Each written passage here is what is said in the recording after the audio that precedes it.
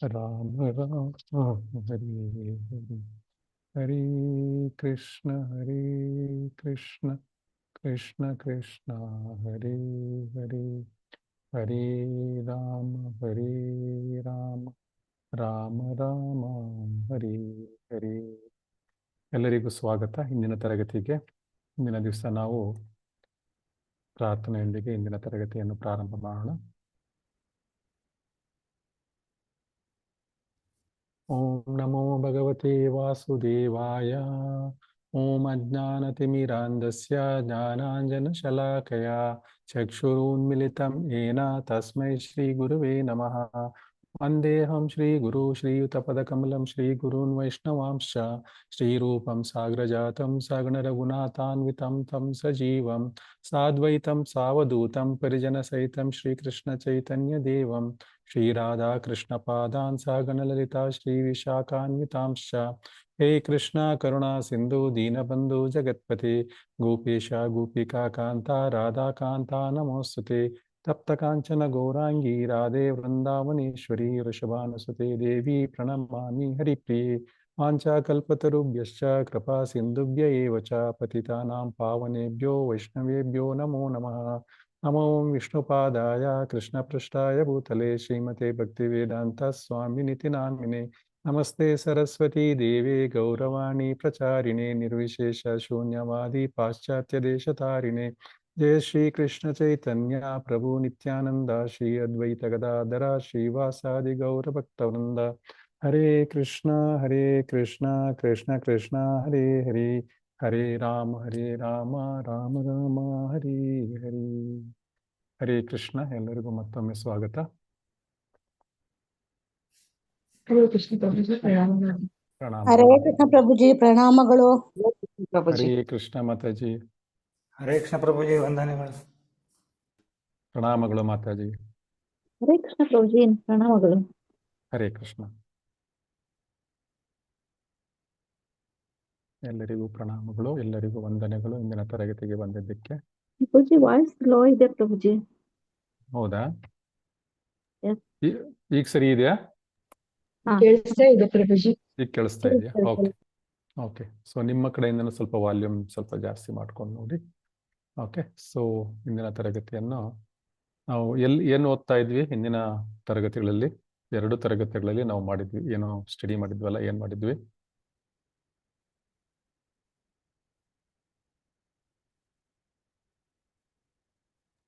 ಏನು ಓದಿದ್ವಿ? ಮತ್ತು ಬಾಲಕರನ್ನೆಲ್ಲ ಬ್ರಹ್ಮ ಕರ್ಕೊಂಡು ಹೊರಟೋಗ್ತಾನೆ ಪ್ರಭುಜಿ. ಒಂದು ನಿಮಿಷ. ಕೃಷ್ಣ. ಹರೇ ಕೃಷ್ಣ ಮಾತಾಜಿ ಪ್ರಣಾಮಗಳು. ಹರೇ.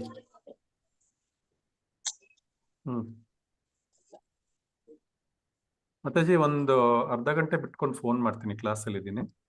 Okay okay. ಹರೇ.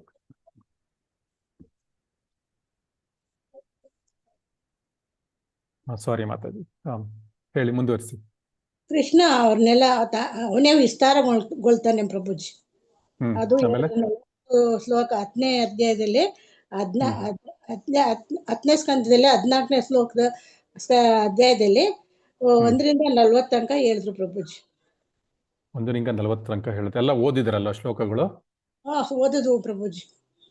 So okay. ಇವತ್ತು ಶ್ಲೋಕಗಳು ಮೊದಲನೇದಿಂದ ಶ್ಲೋಕದಿಂದ ಶುರು ಮಾಡ್ಕೊಳ್ಳೋಣ.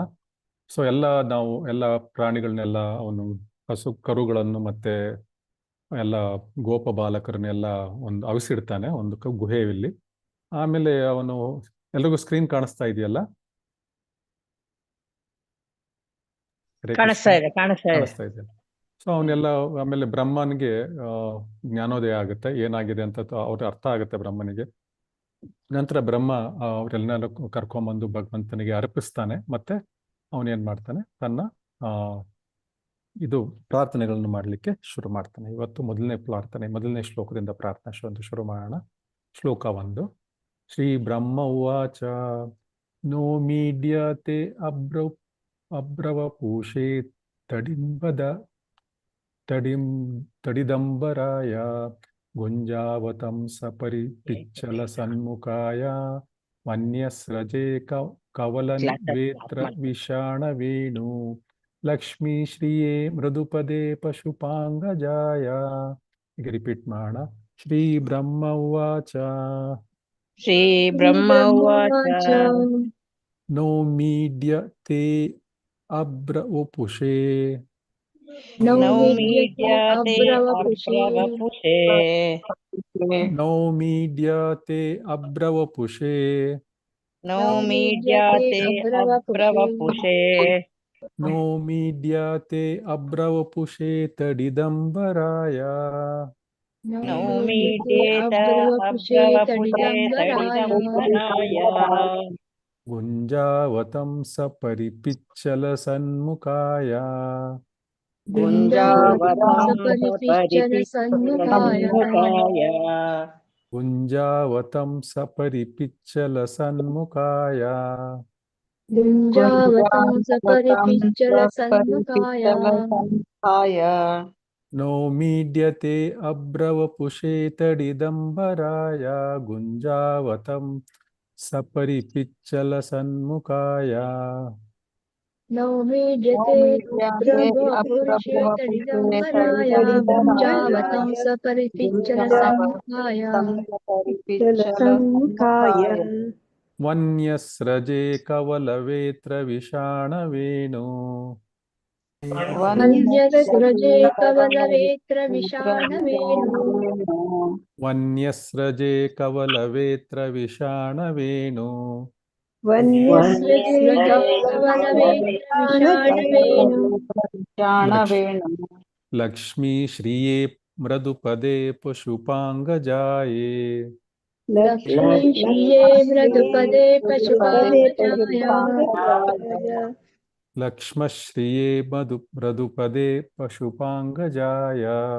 ಲಕ್ಷ್ಮಶ್ರಿಯೇ ಮೃದುಪದೇ ಪಶುಪಾಂಗಜಾಯ. ಯಾರಾದ್ರೂ ಹೇಳ್ತೀರಾ ಶ್ಲೋಕನ? ಹರೇ ಕೃಷ್ಣ ಪೂಜೆ. ಹೇಳಿ ಮತ್ತೆ. ಶ್ಲೋಕ 1. ಶ್ರೀ ಬ್ರಹ್ಮೋವಾಚ ನೌಮೀಡ್ಯತೆ ಅಬ್ರವಪುಷೇ ತಡಿದಂಬರಾಯ. ಗುಂಜಾವತಂ ಸಪರಿಪಿಚ್ಚಲ ಸನ್ಮುಖಾಯ. ವನ್ಯೇ ಸ್ರಜೆ ಕವಲವೇತ ವಿಷಾಣವೇಣೋ. ಲಕ್ಷ್ಮೀ ಶ್ರಿಯೇ ಮೃದುಪದೇ ಪಶುಪಾಂಗಜಾಯ. ಹರೇ ಕೃಷ್ಣ ಗುರು. ಹರೇ ಕೃಷ್ಣ. ಇನ್ಯಾರಾದ್ರೂ ಹೇಳ್ತೀರಾ? ಶ್ರೀ ಬ್ರಹ್ಮ ಉವಾಚ ನೌಮೀಡ್ಯತೆ ಬ್ರವಪುಷೇ ತಡಿದಂಬರಾಯ. ಗುಂಜಾವತಂ ಸಪರಿಪಿಚ್ಚಲ ಸನ್ಮುಖಾಯ. ವನ್ಯಸ್ರಜೆ ಕವಲನೇವೇತ್ರ ವಿಷಾಣವೇಣು. ಲಕ್ಷ್ಮಶ್ರಿಯೇ ಮೃದುಪದೇ ಪಶುಪಾಂಗಜಾಯ. ಹರೇ ಕೃಷ್ಣ.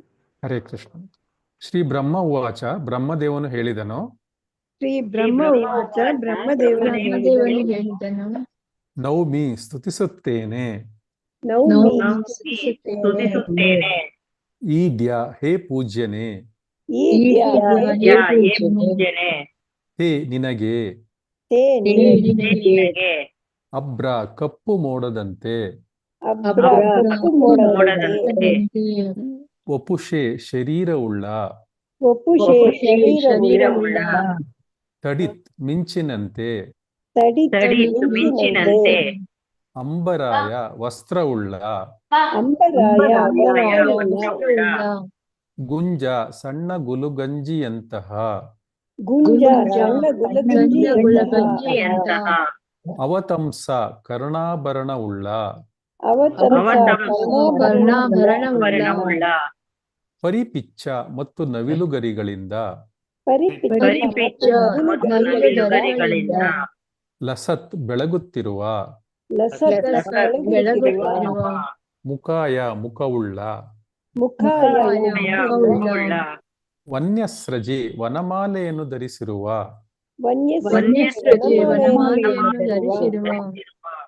ಕವಲ ತುತ್ತು ಅನ್ನವನ್ನು.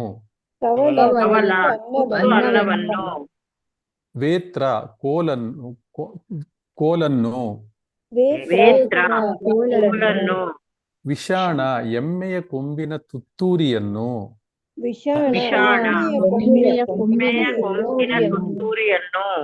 ವೇಣು ಮತ್ತು ಕೊಳಲನ್ನು.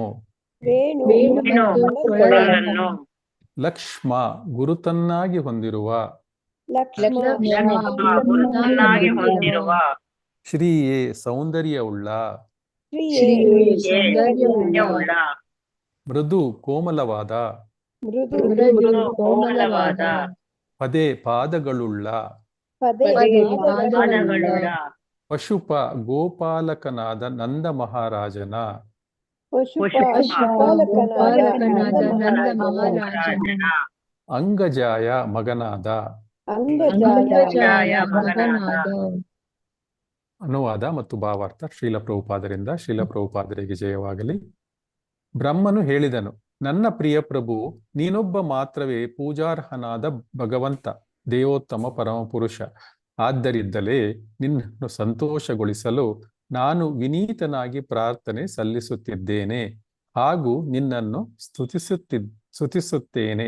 ಹೇ ಗೋಪಾಲಕ, ರಾಜರ ಪುತ್ರನೇ, ನಿನ್ನ ದಿವ್ಯ ದೇಹವು ದಟ್ಟ ನೀಲಿ, ನಿನ್ನ ಉಡುಪು ಮಿಂಚಿನಂತೆ ಹೊಳಪು, ಕರ್ಣಕುಂಡಲಗಳಿಂದ ತಲೆಯ ಮೇಲಿರುವ ನವಿಲುಗರಿಗಳಿಂದ ನಿನ್ನ ಮುಖ ಸೌಂದರ್ಯವು ವರ್ಧಿಸಿದೆ. ವೈವಿಧ್ಯಮಯ ವನಪುಷ್ಪ ಹಾಗೂ ಪತ್ರೆಗಳ ಮಾಲೆ ಧರಿಸಿ, ಗೊಲ್ಲರ ಕೋಲು, ಕಹಳೆ ಮತ್ತು ಕೊಳಲಿನಿಂದ ಭೂಷಿತನಾಗಿ, ಕೈಯಲ್ಲಿ ಅನ್ನದ ತುತ್ತು ಹಿಡಿದು ಸುಂದರವಾಗಿ ನಿಂತಿರುವೆ. ಭಾವಾರ್ಥ ಯಾರು ಓದ್ತೀರಾ? ಹ್ಯಾಂಡ್ ರೈಸ್ ಮಾಡಿ.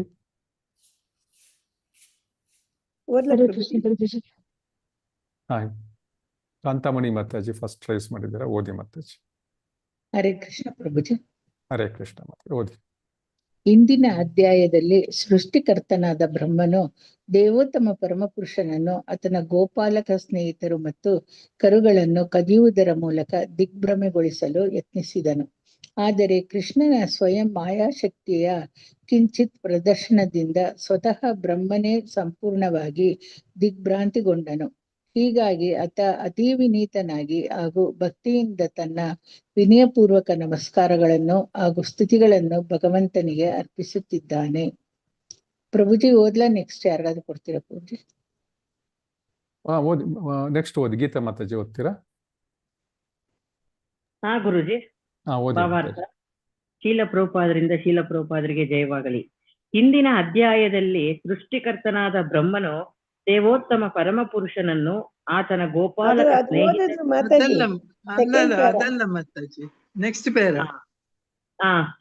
ಈ ಶ್ಲೋಕದಲ್ಲಿ ಬಂದಿರುವ ಕವಲ ಎಂಬ ಪದವು ಕೃಷ್ಣನು ತನ್ನ ಎಡಗೈಯಲ್ಲಿ ಹಿಡಿದ ಮೊಸರನ್ನವನ್ನು ಸೂಚಿಸುತ್ತದೆ. ಸನಾತನ ಗೋಸ್ವಾಮಿಗಳ ಪ್ರಕಾರ ಕೃಷ್ಣನು ತನ್ನ ಎಡಕಂಕುಳಿನಲ್ಲಿ ಗೊಲ್ಲರ ಕೋಲು ಹಾಗೂ ಕಹಳೆಗಳನ್ನು ಒತ್ತಿ ಇಟ್ಟುಕೊಂಡಿದ್ದನು. ಕೊಳಲನ್ನು ಸೊಂಟಪಟ್ಟಿಯಲ್ಲಿ ಸಿಕ್ಕಿಸಲಾಗಿತ್ತು.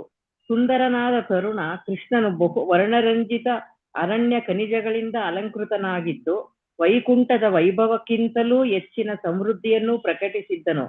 ಬ್ರಹ್ಮನು ಭಗವಂತನ ಅಸಂಖ್ಯ ಚತುರ್ಭುಜ ರೂಪಗಳನ್ನು ಕಂಡಿದ್ದರೂ ಈಗ ಆತ ನಂದ ಮಹಾರಾಜನ ಪುತ್ರನಾಗಿ ಆವಿರ್ಭವಿಸಿದ್ದ. 2 ಭುಜಗಳ ರೂಪದ ಕೃಷ್ಣನ ಪಾದಕಮಲಗಳಿಗೆ ಶರಣಾಗತನಾದನು. ಬ್ರಹ್ಮನು ಆ ರೂಪಕ್ಕೆ ತನ್ನ ಪ್ರಾರ್ಥನೆಗಳನ್ನು ಸಲ್ಲಿಸಿದನು. ಹರೇ ಕೃಷ್ಣ ಗುರುಜಿ. ಹರೇ ಕೃಷ್ಣ ಮಾತಾಜಿ.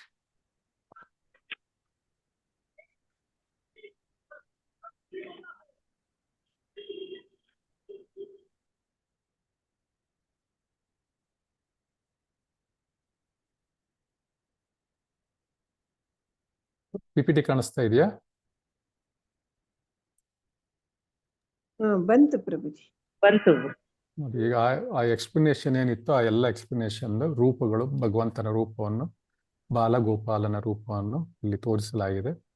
ಅವನು ಕೊಂಬನ್ನು ಇಲ್ಲಿ ಇಟ್ಕೊಂಡಿದ್ದಾನೆ, ಕೊಳಲನ್ನು ಇಲ್ಲಿ ಸಿಗಿಸಿಕೊಂಡಿದ್ದಾನೆ.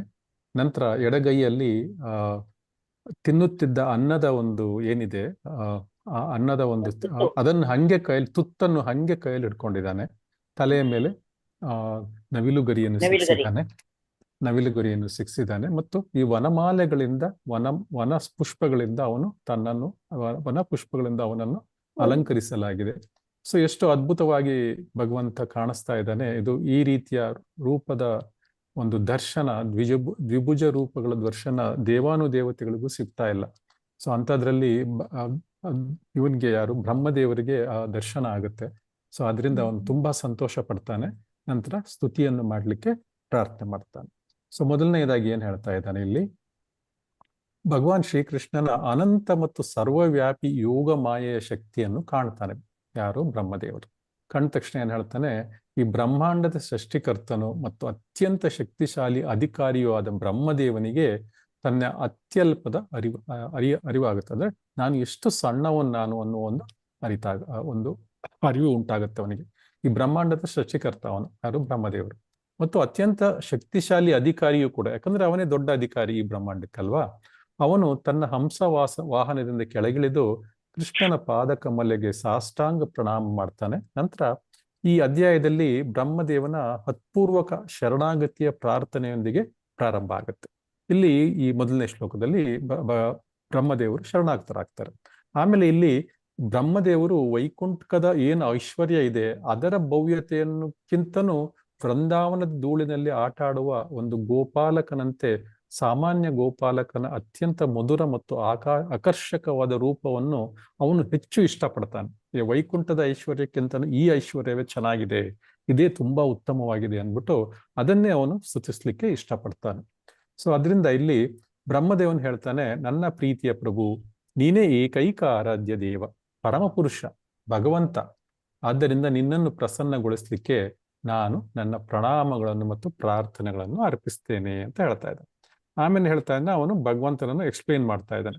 ಗೋಪಾಲಕರ ರಾಜನ ಮಗನೇ, ನಿನ್ನ ದಿವ್ಯ ಶರೀರವು ಕಡು ನೀಲಿಯಾಗಿ ಹೊಸ ಮೇಘಶ್ಯಾಮ ನೀಲವರ್ಣ, ಸೊ ಆ ಕಡು ನೀಲಿ ಬಣ್ಣದ್ದಾಗಿದೆ. ನಿನ್ನ ವಸ್ತ್ರಗಳು ಬಂಗಾರದ ಮಿಂಚಿನಂತೆ ಹೊಳಿತಾ ಇದೆ ಮತ್ತು ನಿನ್ನ ಮುಖದ ಸೌಂದರ್ಯವು ಆ ಕಿವಿಯ ಓಲೆಗಳಿಂದ ಹಾಗೂ ತಲೆಯ ಮೇಲಿನ ನವಿಲು ಗರಿಯಿಂದ ಇಮ್ಮಡಿಯಾಗಿದೆ. ವಿವಿಧ ಕಾಡಿನ ಹೂವುಗಳು ಮತ್ತು ಎಲೆಗಳ ಮಾಲೆಗಳನ್ನು ಧರಿಸಿರುವ ನೀನು ದನ ಕಾಯುವ ಬೆತ್ತವನ್ನು ಹಿಡಿದು ಎಮ್ಮೆಯ ಕೊಂಬು ಮತ್ತು ಕೊಳಲಿನಿಂದ ಅಲಂಕೃತವಾಗಿ ಕೈಯಲ್ಲಿ ಅನ್ನದ ತುತ್ತನ್ನು ಹಿಡಿದು ನೀನು ಅತ್ಯಂತ ಸುಂದರವಾಗಿ ಕಾಣಿಸ್ತಾ ಇದೆಯಾ ಅಂತ ಬ್ರಹ್ಮದೇವರು ಅವನ ಸ್ತುತಿಯನ್ನು ಮಾಡ್ತಾನೆ.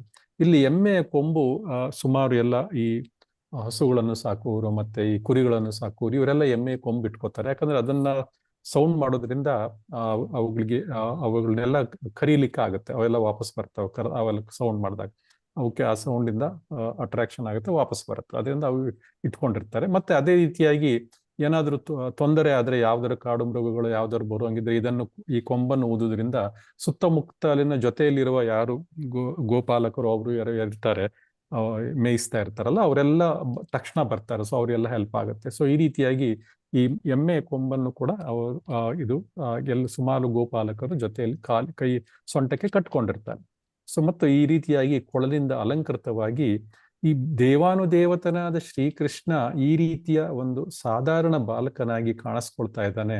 ಅದು ಜೊತೆಗೆ ಎಲ್ಲ ಒಂದು ದಿವ್ಯ ಶರೀರ ತುಂಬಾ ಅದ್ಭುತವಾಗಿ ಕಾಣಿಸ್ತಾ ಇದೆ ಬ್ರಹ್ಮನಿಗೆ. ವೈಕುಂಠದ ಐಶ್ವರ್ಯಗಿಂತ ಈ ಐಶ್ವರ್ಯವೇ ಚೆನ್ನಾಗಿದೆ ಅಂತ ಹೇಳ್ತಾ ಇದ್ದಾರೆ. ಸೊ ಇಲ್ಲಿ ಮುಖ್ಯವಾಗಿ ನಾವು ಈ ಶ್ಲೋಕದಲ್ಲಿ ತಿಳ್ಕೊಬೇಕಾಗಿರೋದು ಏನು ಅಂದ್ರೆ, ನಮಗೆ ಪಾಠಗಳೇನು ಅಂದ್ರೆ ಮಾಧುರ್ಯದ ಸರ್ವೋಚ್ಚತೆ. ಇಲ್ಲಿ ಸ್ವೀಟ್ನೆಸ್ ಅಂತಾರೆ, ಮಾಧುರ್ಯದ ಸರ್ವೋಚ್ಚತೆ. ಸೊ ಇಲ್ಲಿ ಇದರಲ್ಲಿ ವೈಕುಂಠದಲ್ಲಿ ಒಂದು ಐಶ್ವರ್ಯ ಭಾವ ಇದೆ. ಆ ಐಶ್ವರ್ಯ ಭಾವಕ್ಕಿಂತ ಈ ಮಾಧುರ್ಯದ ಭಾವ ತುಂಬಾ ಉತ್ತಮದ್ದು. ಸೊ ಬ್ರಹ್ಮದೇವರು ಹೇಳ್ತಾರೆ, ನಾರಾಯಣ ಅಸಂಖ್ಯಾತ ಚತುರ್ಭುಜ ಇದಾವೆ, 4 ತೋಳುಗಳು, ವೈಭವಗಳು ನೋಡಿರ್ತಾರೆ. ಆದ್ರೆ ಇಲ್ಲಿ ಕೃಷ್ಣನ 2 ತೋಳುಗಳ ಗೋಪಾಲಕನ ರೂಪ ಅದಕ್ಕಿಂತ ತುಂಬಾ ಅದ್ಭುತವಾಗಿದೆ ಅಂದ್ಬಿಟ್ಟು ಸಂಪೂರ್ಣವಾಗಿ ಭಗವಂತನಿಗೆ ಶರಣಾಗ್ತಾನೆ. ಅವನು ಹೇಳ್ತಾನೆ, ಬ್ರಹ್ಮದೇವರು ಹೇಳ್ತಾರೆ, ಆ ಭಗವಂತನ ಐಶ್ವರ್ಯಕ್ಕಿಂತ ಅಧಿಕಾರ ಮತ್ತು ವೈಭವ ಅದಕ್ಕಿಂತ ಹೆಚ್ಚಾಗಿ ಈ ಸರಳ ಸೌಂದರ್ಯ ಏನಿದೆ, ಈ ರೂಪ ಏನಿದೆ, ಇದು ಅತ್ಯಂತ ಉನ್ನತವಾದದ್ದು ಅಂತ ಬ್ರಹ್ಮದೇವರು ಹೇಳ್ತಾ ಇದ್ದಾರೆ. ಸೊ ಆದ್ರಿಂದ ಈ ದರ್ಶನವನ್ನು ನಾವು ಇದನ್ನು ಓದುವುದರ ಮೂಲಕ ನಾವು ಪಡ್ಕೋತಾ ಇದ್ದೀವಿ, ಭಗವಂತನ ದರ್ಶನವನ್ನು ನೋಡ್ತಾ ಇದ್ದೀವಿ. ಯಾಕಂದ್ರೆ ಈ ಭಾಗವತವನ್ನೆಲ್ಲ ನಾವು ಕಿವಿಯಿಂದ ಕೇಳಬೇಕು. ಕಲಿಯುಗದಲ್ಲಿ ಭಗವಂತನ ನಾಮವನ್ನು ನಾವು ಕಿವಿಯಿಂದ ನೋಡ್ಲಿಕ್ಕೆ ಸಾಧ್ಯ ಅಂತ ಹೇಳ್ತಾರೆ ಆಚಾರ್ಯರು. ಅಂದ್ರೆ ಕಿವಿಯಿಂದ ಕೇಳಬೇಕು ಅಂದ್ಬಿಟ್ಟು. ಭಗವಂತನನ್ನು ಈ ಕಲಿಯುಗದಲ್ಲಿ ನೋಡ್ಲಿಕ್ಕೆ ಆಗೋದಿಲ್ಲ, ಆದ್ರೆ ನಾವು ಕಿವಿಯಿಂದ ಕೇಳಬಹುದು. ಯಾರು ಆಚಾರ್ಯರು ಇದನ್ನೆಲ್ಲ ಬರೆದಿದ್ದಾರೆ ಅದನ್ನು ಕೇಳ್ತಾ ಇದ್ರೆ ನಾವು ಕಿವಿಯಲ್ಲಿ ಭಗವಂತನ ರೂಪ ನಾಮಗಳನ್ನು ಕೇಳಿ ನಾವು ಆನಂದವನ್ನು ಪಡಬಹುದು. ಮತ್ತೆ ನಾವು ನಮ್ಮ ಏನಿದೆ ಹೃದಯ ಕಲ್ಮಶವನ್ನು ಕಳ್ಕೊಳ್ಬಹುದು. ಆದ್ರಿಂದ ಈ ರೂಪವೇ ಅತ್ಯಂತ ಉನ್ನತವಾದದ್ದು ಎಂದು ಇವರು ಬ್ರಹ್ಮದೇವರು ಹೇಳ್ತಾ ಇದ್ದಾರೆ. ಸೊ ಅಂದ್ರೆ ಬ್ರಹ್ಮದೇವರು ಇಲ್ಲಿ ನಮಗೆ 2 ರೂಪಗಳ ದರ್ಶನವನ್ನು ನಮಗೆ ಕೊಡ್ತಾ ಇದ್ದಾರೆ ಈ ಮೂಲಕವಾಗಿ. ಒಂದು ವೈಕುಂಠದ ಚತುರ್ಭುಜ ರೂಪ ಮತ್ತು ಅದು ಏನಿದೆ ಐಶ್ವರ್ಯ ಭಾವದ ರೂಪ. ಅದು ಮೆಜೆಸ್ಟಿ ಅಂದ್ರೆ ಕಿಂಗ್ಲಿ ರಾಜನ ರೂಪ, ಅದು ಅಲ್ಲಿ ವೈಕುಂಠದಲ್ಲಿರುವಂಥದ್ದು. ಆದ್ರೆ ಇಲ್ಲಿರುವುದಂಥದ್ದು ಇದು ಮಾಧುರ್ಯದ ರೂಪ, ಸರಳ ಸೌಂದರ್ಯದ ರೂಪ. ಈ ರೂಪವೇ ಅತ್ಯುನ್ನತವಾದದ್ದು ಅಂದ್ಬಿಟ್ಟು ಅವನು ಬ್ರಹ್ಮದೇವರು ಹೇಳ್ತಾ ಇದ್ದಾರೆ. ಅಂದ್ರೆ ನಮ್ಗೆ ಎರಡೂ ರೂಪಗಳನ್ನು ಬ್ರಹ್ಮದೇವರು ಹೇಳ್ತಾ ಇದ್ದಾರೆ. ಅಂದ್ರೆ ನಾವು ಕೂಡ ಎಷ್ಟು ಅದೃಷ್ಟವಂತರು ಅಂದ್ರೆ ಬ್ರಹ್ಮದೇವರಿಂದ ಭಗವಂತನ ಇದನ್ನ ಕೇಳ್ತಾ ಇದ್ದೀವಿ.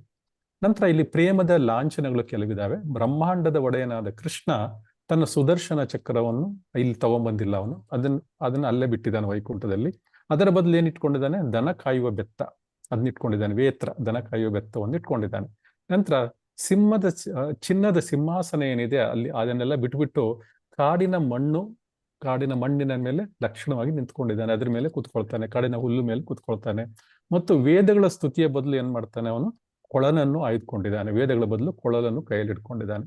ಜೊತೆಗೆ ಅವನು ಧರಿಸಿರುವ ಪ್ರತಿಯೊಂದು ವಸ್ತು ಕೂಡ ಭಕ್ತರೊಂದಿಗೆ ಪ್ರೇಮಮಯ ವಿನಿಮಯ ಮಾಡಿಕೊಳ್ಳುವುದಕ್ಕಾಗಿಯೇ ಆಗಿದೆ. ಅವನು ನವಿಲುಗರಿ ಧರಿಸಿರ್ಬೋದು, ಅಥವಾ ಕೈಯಲ್ಲಿ ಒಂದು ತುತ್ತು ಹಿಡ್ಕೊಂಡಿರ್ಬೋದು, ತಿನ್ನುವ ಅನ್ನದ ತುತ್ತನ್ನು ಹಿಡ್ಕೊಂಡಿರ್ಬೋದು, ಅಥವಾ ಕೊಳಲನ್ನು ಸೊಂಟಕ್ಕೆ ಸಿಕ್ಕಿಸಿಟ್ಕೊಂಡಿರ್ಬೋದು, ಅವನ ಒಂದು ವನಪುಷ್ಪಗಳಿಂದ ಅಲಂಕೃತನಾಗಿರ್ಬೋದು, ಕಿವಿಯ ಕರ್ಣಕುಂಡಲಗಳೇನಿದಾವೆ ಅವುಗಳಿರ್ಬೋದು. ಇವೆಲ್ಲವೂ ಎಷ್ಟು ಅದ್ಭುತವಂದ್ರೆ ಅವನು ಧರಿಸಿರುವ ಪ್ರತಿಯೊಂದು ವಸ್ತು ಕೂಡ ಭಗವಂತನೊಂದಿಗೆ ನಾವು ಭಕ್ತರು ಪ್ರೇಮವಾಗಿ ವಿನಿಮಯವನ್ನು ಮಾಡಿಕೊಳ್ಳಬಹುದು ಅಂದ್ಬಿಟ್ಟು ಬ್ರಹ್ಮದೇವರು ಹೇಳ್ತಾ ಇದ್ದಾರೆ. ನಂತರ ಇಲ್ಲಿ ಎಡಗೈಯ ಮೊಸರನ್ನದ ಮಹಿಮೆಗಳ ಬಗ್ಗೆ ಕೂಡ ಆಚಾರ್ಯರು ಹೇಳ್ತಾರೆ. ಇಲ್ಲಿ ಕವಲ ಅಂದ್ರೆ ಅಂದ್ರೆ ಮೊಸರು ಮತ್ತು ಅನ್ನದ ಅರ್ಧ ತಿಂದ ತುತ್ತು ಅಂತ ಅರ್ಥ. ಕವಲ ಅಂದ್ರೆ ಮೊಸರನ್ನದ ಅರ್ಧ ತಿಂದ ತುತ್ತು. ಸೊ ಬ್ರಹ್ಮದೇವನು ಕೃಷ್ಣನನ್ನು ಪರೀಕ್ಷಿಸ್ಲಿಕ್ಕೆ ಬಂದಾಗ ಕೃಷ್ಣ ತನ್ನ ಗೆಳೆಯರೊಂದಿಗೆ ಕಾಡಿನಲ್ಲಿ ಊಟ ಮಾಡ್ತಾ ಇರ್ತಾನೆ. ನಾವು ಹಿಂದಿನ ತರಗತಿಯಲ್ಲಿ ನೋಡಿದ್ವಿ ಅದನ್ನ. ಸೊ ಬ್ರಹ್ಮನನ್ನು ಎದುರಿಸ್ಲಿಕ್ಕೆ, ಅಂದ್ರೆ ನಾವು 13ನೇ ಅಧ್ಯಾಯದಲ್ಲಿ ಅದರ ಬಗ್ಗೆ ತಿಳ್ಕೊಂಡಿದ್ವಿ. ಸೊ ಬ್ರಹ್ಮನನ್ನು ಎದುರಿಸ್ಲಿಕ್ಕೆ ಕೃಷ್ಣನು ತನ್ನ ಕೈಯಲ್ಲಿದ್ದ ಊಟದ ತುತ್ತನ್ನು ಕೂಡ ಕೆಳಗಿಡ್ಲಿಲ್ಲ ಅವನು. ಅಂದ್ರೆ ಅವನು ಅಷ್ಟು ಸಹಜವಾಗಿ ಸಂಪೂರ್ಣ ಬ್ರಹ್ಮಾಂಡವನ್ನು ನಿಯಂತ್ರಿಸ್ತಾ ಇದ್ದಾನೆ. ಅಂದ್ರೆ ಅದು ಅವಶ್ಯಕತೆ ಇಲ್ಲ.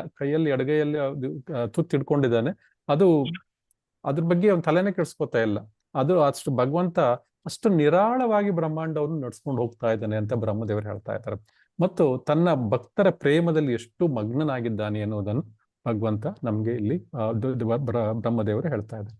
ನಂತರ ಇನ್ನೊಂದು ಶಬ್ದ ಇದೆ ಇಲ್ಲಿ, ಪಶುಪಾಂಗಜಾಯ ಅಂತ. ಅಂದ್ರೆ ಬ್ರಹ್ಮದೇವನು ಕೃಷ್ಣನನ್ನು ಗೋಪಾಲಕ ರಾಜನ ಮಗ ಅಂದ್ರೆ ಪಶುಪಾಂಗಜಾಯ ಅಂದ್ರೆ ಗೋಪಾಲಕ ನಂದ ಮಹಾರಾಜನ ರಾಜನ ಮಗ ಅಂತ ಸಂಬೋಧನೆ ಮಾಡ್ತಾ ಇದ್ದಾನೆ. ಸೊ ಭಗವಂತನಿಗೆ ಯಾವುದೇ ಭೌತಿಕ ಜನ್ಮ ಇಲ್ಲದೆ ಇದ್ರೂ ಕೂಡ ಅವನು ನಂದ ಮಹಾರಾಜನ ಪಿತೃವಾತ್ಸಲ್ಯಕ್ಕೆ ಕಟ್ಟು ಬಿದ್ದು ಅವನ ಮನೆಯಲ್ಲಿ ಅವನು ಅವತರಿಸಿದ್ದಾನೆ. ಸೊ ಅದರಿಂದ ಭಗವಂತನನ್ನು ಕೇವಲ ಶುದ್ಧ ಪ್ರೇಮದಿಂದ ಮಾತ್ರ ಒಲಿಸಿಕೊಳ್ಳಬಹುದು ಎನ್ನುವುದನ್ನು ಈ ಪಶುಪಾಂಗಜಾಯ ಎನ್ನುವ ಶಬ್ದದಿಂದ ಬ್ರಹ್ಮದೇವರು ಹೇಳ್ತಾ ಇದ್ದಾರೆ. ನಂತರ ಇದನ್ನ ಪರ್ಪೋರ್ಟಲ್ ನೋಡೋದಂದ್ರೆ, ಈ ಕಾಡಿನ ವಿವಿಧ ವರ್ಣಗಳ ಒಂದು ಹೂವುಗಳಿಂದ ಅಲಂಕೃತನಾದ ಸುಂದರ ಯುವ ಕೃಷ್ಣ ವೈಕುಂಠಕ್ಕಿಂತಲೂ ಮಿಗಿಲಾದ ಐಶ್ವರ್ಯವನ್ನು ಪ್ರದರ್ಶನ ಮಾಡ್ತಾ ಇದ್ದಾನೆ ಇಲ್ಲಿ. ಸೊ ಬ್ರಹ್ಮದೇವರು ಭಗವಂತನ ಅಸಂಖ್ಯಾತ ಚತುರ್ಭುಜ ರೂಪಗಳನ್ನು ನೋಡಿದ್ದಾರೆ. ಈಗಲೂ ಒಂದು ಸ್ವಲ್ಪ ಹಿಂದೆ ಕೂಡ ನೋಡಿದ್ರು ಅವರು. ಯಾಕಂದ್ರೆ ಎಲ್ಲ ಅಲ್ಲಿರುವ ಕರು, ಅಲ್ಲಿರುವ ಒಂದು ಬಾಲ ಗೋಪಕರು, ಇವರೆಲ್ಲರೂ ಕೂಡ ಅವರು ಎಲ್ಲರ ಮೇಲೂ ಕೂಡ ಅವನು ಚತುರ್ಭುಜ ರೂಪಗಳನ್ನು, ಎಲ್ಲರ ರೂಪದಲ್ಲಿ ಚತುರ್ಭುಜ ರೂಪಗಳನ್ನು ನೋಡ್ಬಿಟ್ಟಿದ್ದಾನೆ. ಈಗ ಜಸ್ಟ್ 1-2 ಸೆಕೆಂಡ್ ನೋಡ್ಬಿಟ್ಟಿದ್ದಾನೆ. ಸೊ ಅದಕ್ಕಿಂತ ಮಿಗಿಲವಾದದ್ದು ಇದು 2 ಕೈಗಳ ಸುಂದರ ಯುವ ಕೃಷ್ಣ. ಸೊ ಅಂತಹ ನಂದ ಮಹಾರಾಜನ ಮಗನಿಗೆ ನನ್ನ ಪಾದಕಮಲಗಳಿಗೆ ಬ್ರಹ್ಮದೇವರು ಶರಣಾಗ್ತಾರೆ. ನಂತರ ಇಲ್ಲಿ 1-2 ಉದಾಹರಣೆಗಳನ್ನು ಕೊಡಲಾಗಿದೆ. ಇಲ್ಲಿ ಮಿಂಚು ಮತ್ತು ಮೇಘ. ಇಲ್ಲಿ ಆಕ್ಚುಲಿ ಕೃಷ್ಣನ ಅಥವಾ ವೈಕುಂಠ ಲೋಕಗಳ ಐಶ್ವರ್ಯವನ್ನು ವರ್ಣಿಸುವಂತಹ ಯಾವುದೇ ಶಬ್ದಗಳು, ಯಾವುದೇ ವಸ್ತುಗಳು ನಮ್ಗೆ ಇಲ್ಲಿ ಭೂಲೋಕದಲ್ಲಿ ಸಿಗುವುದಿಲ್ಲ, ಅಂದ್ರೆ ಭೌತಿಕ ಲೋಕದಲ್ಲಿ ಸಿಗುವುದಿಲ್ಲ. ಇದೇ ಮಾತನ್ನು ನಾವು ಭಗವದ್ಗೀತೆಯಲ್ಲೂ ಕೂಡ ಆಚಾರ್ಯರು ಹೇಳ್ತಾರೆ. ಸೊ ಅಂದ್ರೆ ಕೃಷ್ಣನ ಒಂದು ಏನು ಐಶ್ವರ್ಯ ಇದೆ, ಆ ಐಶ್ವರ್ಯವನ್ನು ಹೇಳಲಿಕ್ಕೆ ಸಾಧ್ಯ ಇಲ್ಲ. ಅದರಿಂದ ಕೃಷ್ಣ ಏನ್ ಮಾಡ್ತಾನೆ, ಈ ಭೌತಿಕ ಜಗತ್ತಿನಲ್ಲಿ ನಮ್ಮ ನಿಲುಕಿಗೆ ಸಿಗುವಂತಹ, ನಮ್ಮ ಊಹೆಗೆ ಸಿಗುವಂತಹ ವಸ್ತುಗಳನ್ನು ಉದಾಹರಣೆ ಕೊಟ್ಟು ಹೇಳ್ತಾ ಇದ್ದಾನೆ. ಅಂದ್ರೆ ಉದಾಹರಣೆಗೆ ಭಗವಂತ ಹೇಳ್ತಾನೆ, ಸೂರ್ಯ ಚಂದ್ರರು ನನ್ನ ಕಣ್ಣುಗಳಿದ್ದಂಗೆ ಅಂದ್ಬಿಟ್ಟು ಹೇಳ್ತಾನೆ. ಸೊ ಅನಂತರ ಇಲ್ಲಿ ಎಲ್ಲಕ್ಕಿಂತ ಸುದೃಢವಾದದ್ದು, ಎಲ್ಲಕ್ಕಿಂತ ಎತ್ತರವಾದದ್ದು ಅದು ಹಿಮಾಲಯ ಪರ್ವತ. ಸೊ ಆದ್ರೆ ನಾನು ಹಿಮಾಲಯ ಪರ್ವತ ಅಥವಾ ನಾನು ಮೇರು ಪರ್ವತ, ಹೀಗೆ ಭಗವಂತ ಉದಾಹರಣೆ ಕೊಟ್ಟು ಹೇಳ್ತಾನೆ. ಆಕ್ಚುಲಿ ಭಗವಂತ ಅದಕ್ಕಿಂತ ಉತ್ತಮ. ಅದನ್ನ ವರ್ಣನೆ ಮಾಡ್ಲಿಕ್ಕೆ ಯಾವುದು ಶಬ್ದಗಳಿಲ್ಲ. ಆದ್ರೆ ನಮಗೆ ಅದಕ್ಕಿಂತ ಜಾಸ್ತಿ ಅರ್ಥ ಆಗೋದಿಲ್ಲ. ನಾವೆಲ್ಲ ಕಾವಿಯಲ್ಲಿ ಈ ಬಾವಿಯಲ್ಲಿರುವಂತ ಕಪ್ಪೆಗಳಂತೆ. ನಮಗೆ ಆ ಬಾವಿ ಎಷ್ಟು ದೊಡ್ಡದಾಗಿದೆಯೋ ಅಷ್ಟೇ ಗೊತ್ತಾಗೋದು ನಮ್ಗೆ. ಅದಕ್ಕದಲು ಬಾದ್ರೆ ಹೇಳೋದು ಈ ಬಾವಿ ಎಷ್ಟಿದೆಯಲ್ಲ ಕೃಷ್ಣ ಹೇಳ್ತಾನೆ ಇದ್ರ 1000 ಪಟ್ಟು ದೊಡ್ಡದಪ್ಪ ಅಂದ್ಬಿಟ್ಟು. ಆ ರೀತಿಯಾಗಿ ಅವನು ಕೃಷ್ಣ ಎಕ್ಸ್ಪ್ಲೇನ್ ಮಾಡ್ತಾನೆ. ಅದೇ ರೀತಿ ಇಲ್ಲಿ ಮಿಂಚು ಮತ್ತು ಮೇಘಕ್ಕೆ ಕೃಷ್ಣನ ಕಡು ನೀಲಿ ಬಣ್ಣದ ದಿವ್ಯ ಶರೀರವನ್ನು ಅಬ್ರವಶುಪೆ ಅಂದ್ಬಿಟ್ಟು ಹೇಳ್ತಾ ಇದ್ದಾರೆ ಇಲ್ಲಿ. ಅಂದ್ರೆ ನೀರು ತುಂಬಿದ ಹೊಸ ಮಳೆಗೆರೆಯುವ ಮೋಡಕ್ಕೆ ಹೋಲಿಸಲಾಗಿದೆ. ಈ ಕಪ್ಪು ಬಣ್ಣದ ಮೋಡಗಳು ಅಂದ್ರೆ ಅವು ನೀರು ತುಂಬಿದೆ ಅಂತ ಅರ್ಥ. ಈ ಬಿಳಿ ಬಣ್ಣದ ಮೋಡಗಳಲ್ಲಿ ನೀರಿರೋದಿಲ್ಲ, ಅದು ಬರೀ ಮೋಡಗಳಷ್ಟೇ, ಆವಿ ಇರುತ್ತೆ ಅಷ್ಟೇ. ಅದರಿಂದ ಮಳೆ ಬರೋದಿಲ್ಲ. ಮಳೆ ಬರುವುದು ಯಾವುದು ಮೋಡ ಕಪ್ಪಾಗಿರುತ್ತೆ, ಆ ಮೋಡದಿಂದ ಮಾತ್ರ ಇಲ್ಲಿ ಬರುತ್ತೆ. ಸೊ ಅದೇ ರೀತಿ ಅವನ ದೇಹದ ಬಣ್ಣವನ್ನು ಆ ಮೋಡಕ್ಕೆ ಹೋಲಿಸಲಾಗಿದೆ. ನೀಲ ಮೇಘ ಶ್ಯಾಮ್ ಅಂದ್ರೆ ನೀಲವಾಗಿರುವ, ಅತ್ಯಂತ ನೀಲವಾಗಿರುವ, ಮೇಘ ಅಂದ್ರೆ ಮೋಡ, ಶ್ಯಾಮ ಆ ಶ್ಯಾಮಲ ಬಣ್ಣ. ಜೊತೆಗೆ ಅವನು ಧರಿಸಿರುವ ಹಳದಿ ರೇಷ್ಮೆ ವಸ್ತ್ರ ಇದೆ ಅದನ್ನು ತಡಿದ ಅಂಬರಾಯ ಅಂತ ಕರೆದಿದ್ದಾನೆ ಬ್ರಹ್ಮದೇವರು.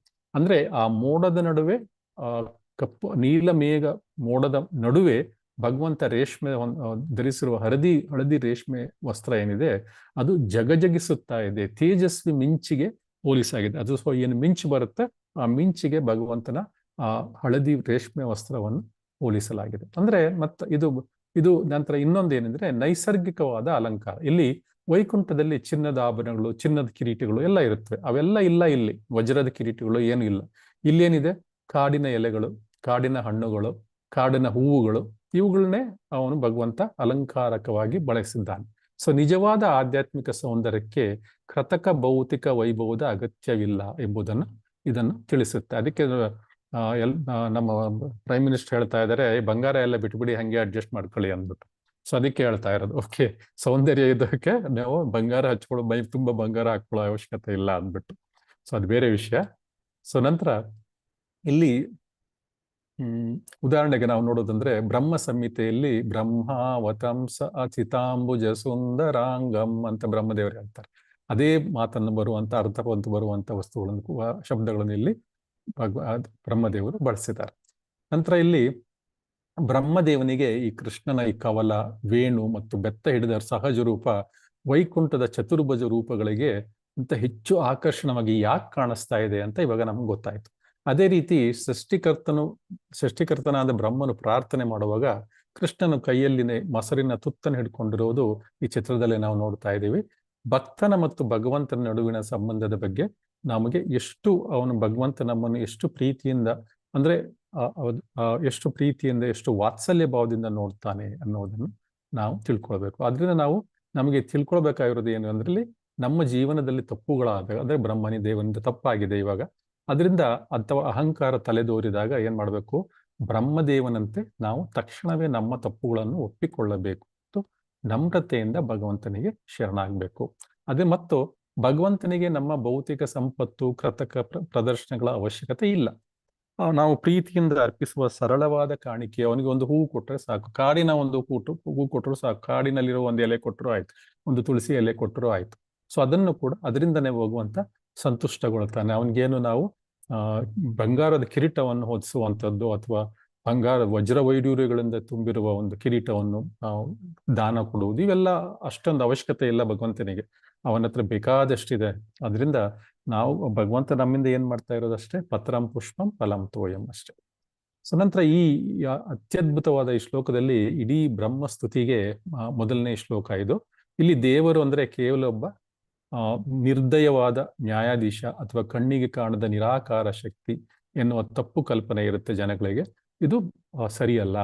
ಇದು ಆಧ್ಯಾತ್ಮಿಕ ಪ್ರಪಂಚದ ಅತ್ಯುನ್ನತ ಶಿಖರವು ಕೂಡ, ಶಿಖರ ಏನಿದೆ ಇದು ಐಶ್ವರ್ಯದಿಂದ ಸಿಗುವುದಿಲ್ಲ, ಬದಲಿಗೆ ಪರಮ ಮಧುರವಾದ ಪ್ರೇಮದಿಂದ ಕೂಡಿದೆ ಅಂತ ಬ್ರಹ್ಮದೇವರು ನಮ್ಗೆ ಈ ಮೊದಲನೇ ಶ್ಲೋಕದಿಂದ ತಿಳಿಸ್ಕೊಡ್ತಾ ಇದ್ದಾರೆ. ಸೊ ಇಲ್ಲಿ ಬ್ರಹ್ಮಾಂಡದ ಒಡೆಯ ಎನ್ನುವ ಬದಲು ಭಗವಂತನನ್ನು ಗೋಪಾಲ ಅಂದ್ರೆ ಅವನು ತುಂಬಾ ಇಷ್ಟಪಡ್ತಾನೆ, ಯಶೋಧನಂದನ ಅಂದ್ರೆ ಇಷ್ಟಪಡ್ತಾನೆ, ದೇವಕೀನಂದನ ಅಂದ್ರೆ ಇಷ್ಟಪಡ್ತಾನೆ, ರಾಧಾ ಗೋವಿಂದ ಅಂದ್ರೆ ಇಷ್ಟಪಡ್ತಾನೆ. ನೀನು ಬ್ರಹ್ಮಾಂಡದ ಅಖಿಲ ಕೋಟಿ ಬ್ರಹ್ಮಾಂಡಗಳ ಒಡೆಯ ನೀನು ಅಂದ್ರೆ ಭಗವಂತನಿಗೆ ಅಷ್ಟು ಸಂತೋಷ ಆಗೋದಿಲ್ವಂತೆ. ಅವನಿಗೆ ತಮ್ಮ ಯಶೋಧಾನಂದನ, ಬ್ರಜನಂದನ, ನಂತರ ದೇವಕೀನಂದನ, ವಸುದೇವನಂದನ ಈ ತರ ಹೇಳಿದ್ರೆ ಅವನಿಗೆ ತುಂಬಾ ಸಂತೋಷ ಆಗತ್ತೆ. ಸೊ ಅದರಿಂದ ಅವನು ಕೂಡ ತನ್ನ ತನ್ನ ಒಡನಾಡಿಗಳಿಗೆ ಅಂದ್ರೆ ಭಕ್ತರೊಂದಿಗೆ ಕಾಡಿನಲ್ಲಿ ಆರಾಮಾಗಿ ಓಡಾಡ್ಕೊಂಡಿದ್ದಕ್ಕೆ ಅದರಲ್ಲೇ ಅವನಿಗೆ ಪರಮಾನಂದ. ಸೊ ಈ ರೀತಿಯಾಗಿ ಈ ಮೊದಲನೇ ಶ್ಲೋಕದಲ್ಲಿ ನಾವು ಬ್ರಹ್ಮದೇವರು ಪೀಠಿಕೆಯನ್ನು ಹಾಕಿದ್ದಾರೆ. ಸೊ ಈಗ ನಾವು 2ನೇ ಶ್ಲೋಕಕ್ಕೆ ಹೋಗೋಣ.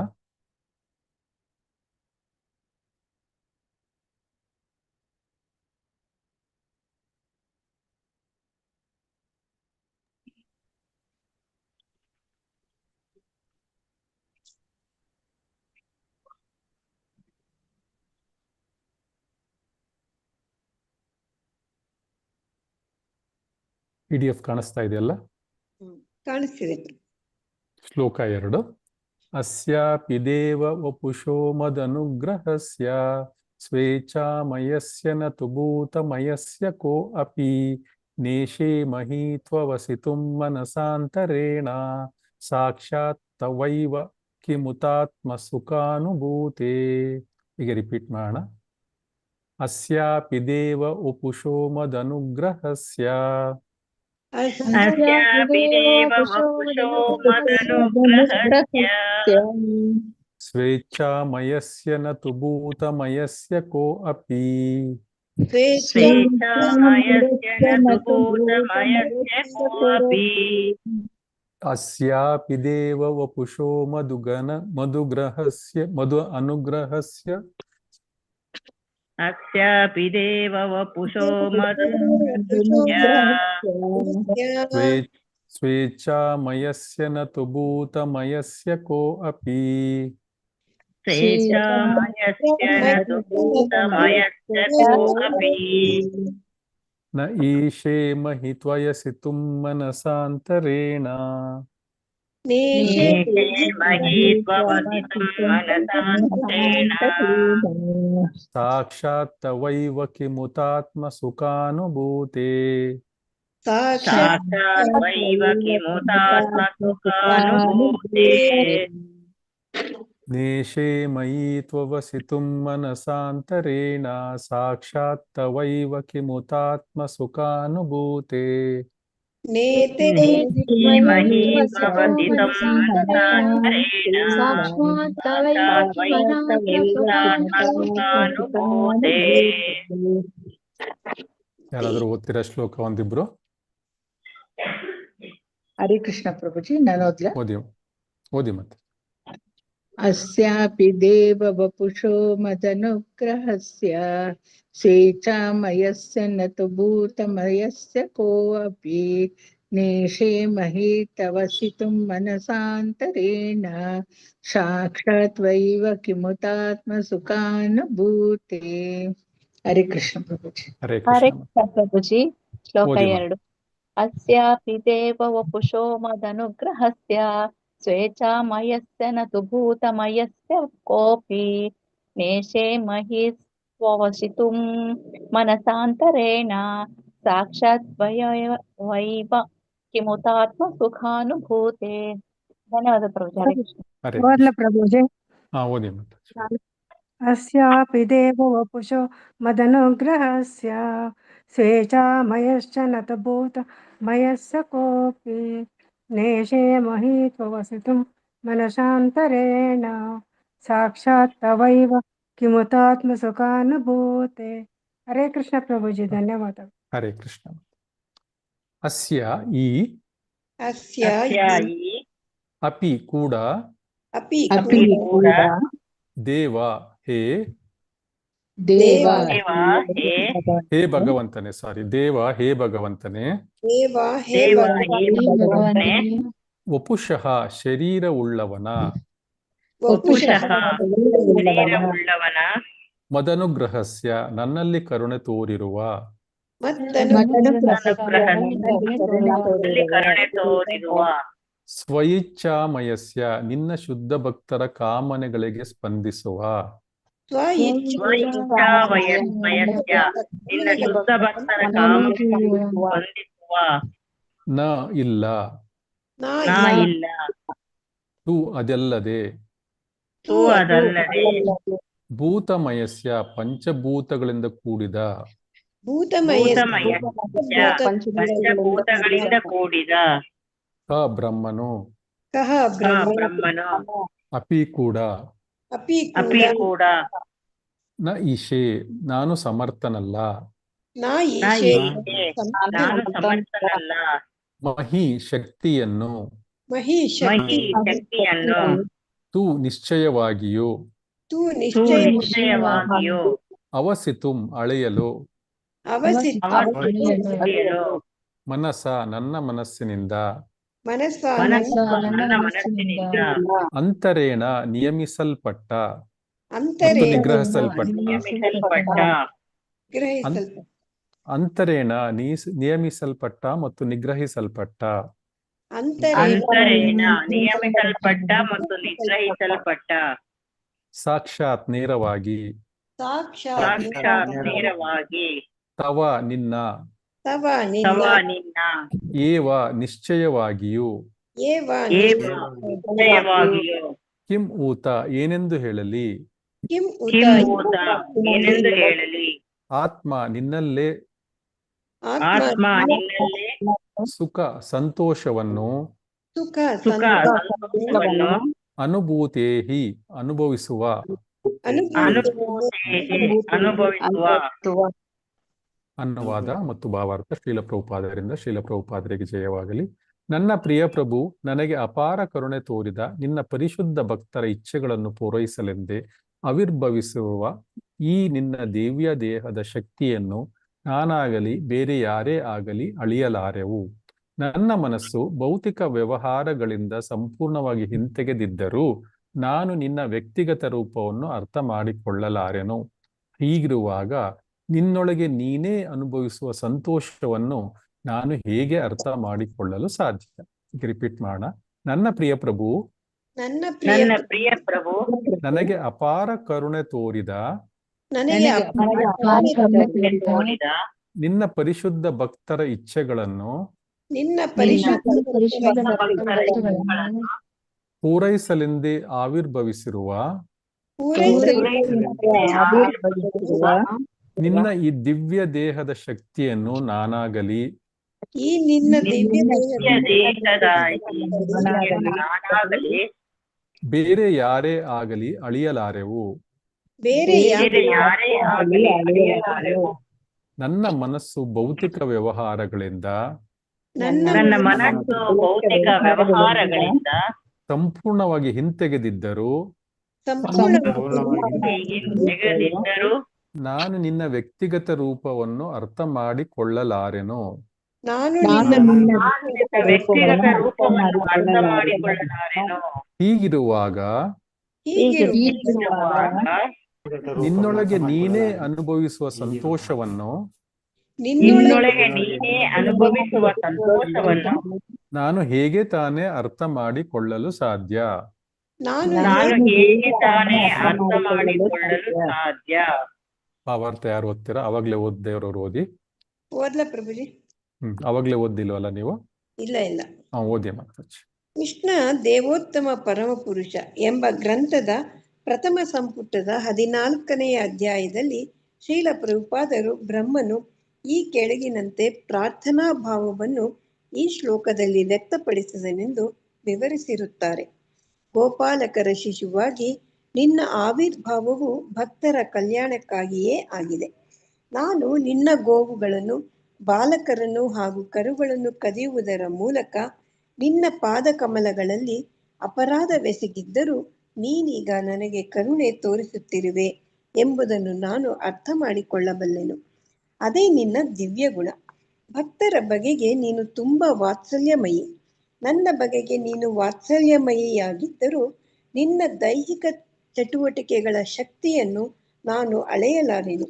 ನನಗೆ ಈ ಬ್ರಹ್ಮಾಂಡದ ಪರಮ ಪುರುಷನಾಗಿರುವ ಬ್ರಹ್ಮನಾದ ನನಗೆ ದೇವೋತ್ತಮ ಪರಮ ಪುರುಷನಾದ ನಿನ್ನ ಶಿಶುರೂಪದ ಶರೀರವನ್ನು ಅಳೆಯುವುದಕ್ಕೆ ಆಗುವುದಿಲ್ಲವೆಂದ ಮೇಲೆ ಬೇರೆಯವರ ಸ್ಥಿತಿ ಏನು ಎಂಬುದನ್ನು ಅರ್ಥ ಮಾಡಿಕೊಳ್ಳಬೇಕು. ನಿನ್ನ ಶಿಶು ಶರೀರದ ಆಧ್ಯಾತ್ಮಿಕ ಶಕ್ತಿಯನ್ನೇ ನನಗೆ ಅಳೆಯಲಾಗಲಿಲ್ಲವೆಂದರೆ ನಿನ್ನ ದಿವ್ಯ ಲೀಲೆಗಳನ್ನು ನಾನು ಹೇಗೆ ಅರ್ಥ ಮಾಡಿಕೊಳ್ಳಬಲ್ಲೆನು? ಆದ್ದರಿಂದ ಭಗವದ್ಗೀತೆಯಲ್ಲಿ ಹೇಳಿರುವಂತೆ ಯಾರಾದರಾಗಲಿ ಭಗವಂತನ ದಿವ್ಯ ಲೀಲೆಗಳನ್ನು ಅಂದರೆ ಆತನ ದೃಶ್ಯ ಅದೃಶ್ಯಗಳನ್ನು ಕಿಂಚಿತ್ತಾದರೂ ಅರ್ಥ ಮಾಡಿಕೊಳ್ಳಬಲ್ಲವನಾದರೆ ಆತ ಭೌತಿಕ ದೇಹವನ್ನು ತ್ಯಜಿಸಿದ ಬಳಿಕ ತಕ್ಷಣವೇ ಭಗವದ್ಧಾಮವನ್ನು ಪ್ರವೇಶಿಸಲು ಅರ್ಹನಾಗಿ ಬಿಡುತ್ತಾನೆ. ಈ ಹೇಳಿಕೆಯು ವೇದಗಳಲ್ಲಿಯೂ ದೃಢಪಟ್ಟಿದೆ. ಅಲ್ಲಿಯೂ ಇದನ್ನೇ ಹೇಳಿದೆ. ದೇವೋತ್ತಮ ಪರಮ ಪುರುಷನನ್ನು ಅರಿತುಕೊಳ್ಳುವುದರ ಮೂಲಕ ಯಾರಾದರಾಗಲಿ ಜನನ ಮರಣಗಳ ಪುನರಾವೃತ್ತಿಯ ಸರಪಳಿಯನ್ನು ಮೀರಬಹುದು. ಆದ್ದರಿಂದ ನಿನ್ನನ್ನು ಜನರು ತಮ್ಮ ಊಹಾಪೋಹ ಜ್ಞಾನದಿಂದ ಅರಿತುಕೊಳ್ಳಲು ಯತ್ನಿಸಕೂಡದೆಂದು ಹೇಳುತ್ತೇನೆ. ಹರೇ ಕೃಷ್ಣ ಮಾತಾಜಿ, ಧನ್ಯವಾದ. ಮತ್ತಾರಾದ್ರೂ ಓದ್ತೀರಾ? ಓದ್ಲ ಪ್ರಭುಜಿ. ಓದಿ ಮಾತಾಜಿ. ಬ್ರಹ್ಮನು ದೇವೋತ್ತಮ ಪುರುಷನ ಪರಮಸ್ಥಾನಕ್ಕೆ ಅಗೌರವ ತೋರಿದಾಗ ಶ್ರೀಕೃಷ್ಣನ ಮೊದಲು ತನ್ನ ದಿವ್ಯ ಶಕ್ತಿಯ ಪ್ರದರ್ಶನದಿಂದ ಆತನನ್ನು ದಿಗ್ಭ್ರಮೆಗೊಳಿಸಿದನು. ಅನಂತರ ತನ್ನ ಭಕ್ತನಾದ ಬ್ರಹ್ಮನನ್ನು ವಿನೀತನಾಗುವಂತೆ ಮಾಡಿ ಕೃಷ್ಣ ತನ್ನ ಸಾಕ್ಷಾತ್ ದರ್ಶನವನ್ನು ನೀಡಿದನು. ಶ್ರೀಲ ವಿಶ್ವನಾಥ ಚಕ್ರವರ್ತಿ ಠಾಕೂರರ ಪ್ರಕಾರ ಶ್ರೀಕೃಷ್ಣ ದಿವ್ಯ ದೇಹವು ವಿಷ್ಣು ತತ್ವ ಎಂಬ ಆತನ ಸ್ವಾಂಶ ವಿಸ್ತರಣೆಗಳ ಮಾಧ್ಯಮದ ಮೂಲಕವೂ ಕಾರ್ಯನಿರ್ವಹಿಸಬಲ್ಲದು. ಬ್ರಹ್ಮ ಸಂಹಿತೆಯಲ್ಲಿ 5.32 ಸ್ವತಃ ಬ್ರಹ್ಮನೇ ಹೇಳಿದಂತೆ ಅಂಗಾನಿಯಸ್ಸು ಸಕಲೇಂದ್ರಿಯ ವೃತ್ತಿಮಂತಿ. ಭಗವಂತನು ತನ್ನ ಯಾವುದೇ ದೈಹಿಕ ಕಾರ್ಯಗಳನ್ನು ಯಾವುದೇ ಅಂಗಗಳಿಂದ ಬೇಕಾದರೂ ಮಾಡಬಲ್ಲನು. ಆತ ತನ್ನ ವಿಷ್ಣು ವಿಸ್ತರಣೆಯ ಕಣ್ಣುಗಳ ಮೂಲಕ ಅಥವಾ ಯಾವುದೇ ಜೀವಿಯ ಕಣ್ಣುಗಳ ಮೂಲಕ ನೋಡಬಲ್ಲನು. ಅದೇ ರೀತಿ ಆತ ಯಾವ ವಿಷ್ಣು ಅಥವಾ ಜೀವ ವಿಸ್ತರಣೆಯ ಕಿವಿಗಳ ಮೂಲಕವಾದರೂ ಕೇಳಬಲ್ಲನು ಎಂದು ಈ ಶ್ಲೋಕದಲ್ಲಿ ಹೇಳಿದೆ.